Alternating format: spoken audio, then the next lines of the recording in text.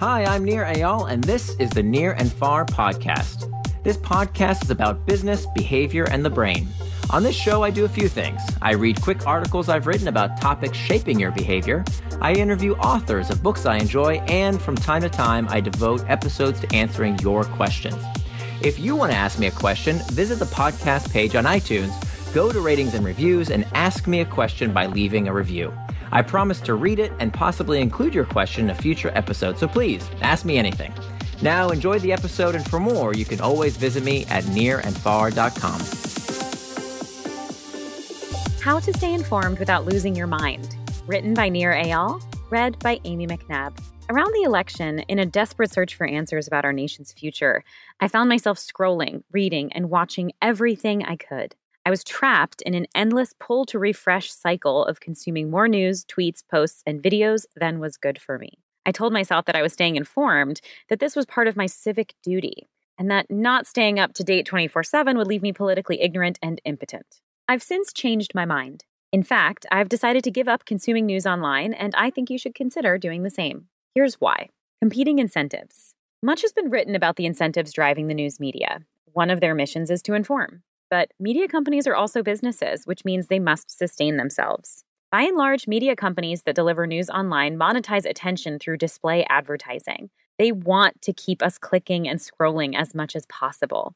If a story drives clicks, views, or reads, they have an incentive to publish it, sometimes to sensationalize it.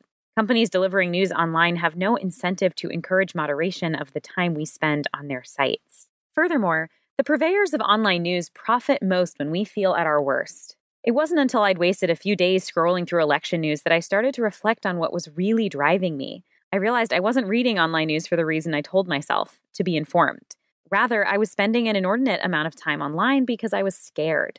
I feared what might happen to the country regardless of who won the election. As I wrote in my book, Hooked: How to Build Habit-Forming Products, fear is an internal trigger. An internal trigger is a negative emotion that prompts the habitual use of a product or a service.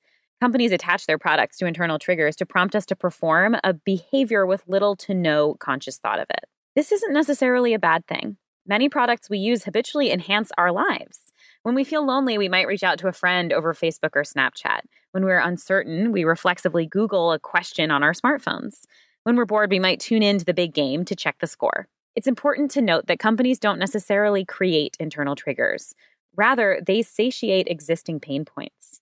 When the election heightened people's fears and uncertainties, media organizations leverage this to their benefit. When we're in pain, we look for relief. But in my case, I realized that relying on the news to alleviate my fear wasn't making the matter better. In some ways, it was making things worse. I had lost control of how I was choosing to spend my waking hours. The critical question. To figure out how to free myself of the bad habit, I asked a critical question. Is this technology serving me, or am I serving it? For online news to serve me, it had to provide information I needed to know while offering a sense of completion so I could move on with my day. All I wanted was to stay up to date. But online, the media companies wanted me to keep clicking. The internet never says, "You've had enough, now go away." Online news is never done. Links from one story to the next supposedly provided context or directed me to yet more information. But for me, the guy with the compulsive scrolling problem, this wasn't a feature, it was a bug. Something needed to change.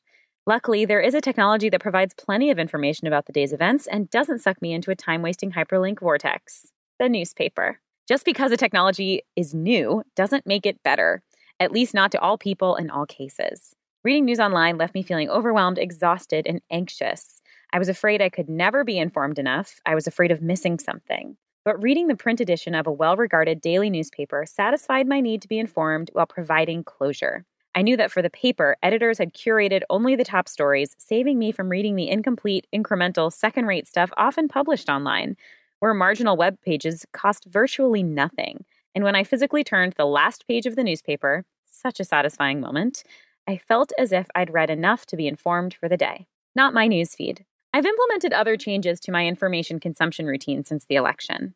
I no longer get my news from news feeds. I uninstalled the Facebook and Twitter apps from my iPhone and check these sites once per day from my desktop instead of several times per day on my phone. I use the Distract Off plugin to block online news sites. I installed the Facebook Newsfeed Eradicator on my browser, which, just as the name implies, completely removes the newsfeed from Facebook. I can still check the pages of people I care about. I just no longer have to wade through the distracting wall of algorithmically curated content designed to suck me in. Though I no longer scroll the news sites, I still subscribe to email newsletters from select publications and writers. As a rule, I never read the articles they link to online. Instead, I save articles to the Pocket app so I can read or listen to them later. Of course, I get the irony that you may read this blog online. To be clear, I love the internet and all the ways it enhances our lives. I'm also not advocating media asceticism. I still consume a ton of news. I just make sure I'm getting it from trusted sources in a way that serves me. As the Greek philosopher Sophocles reminds us, nothing vast enters the life of mortals without a curse. Today, many of us struggle with the curse of having access to vast amounts of information through our connected devices. We need to re-examine why we use these technologies and how. It's up to us to individually figure out which and how much news content is good for us by asking the critical question, is this technology serving me or am I serving it? Once we know the answer, we can adjust. Sometimes the solution is to adopt new technologies. But other times, as was the case for me and the online news, the solution is to go back to the old way of doing things for a while. Thanks for listening to this episode of the Nir&Far podcast. You can always find more at my blog, nirandfar.com. And don't forget, if you have a question you'd like me to explore in a future episode, leave me your question in the form of a review for the podcast on iTunes.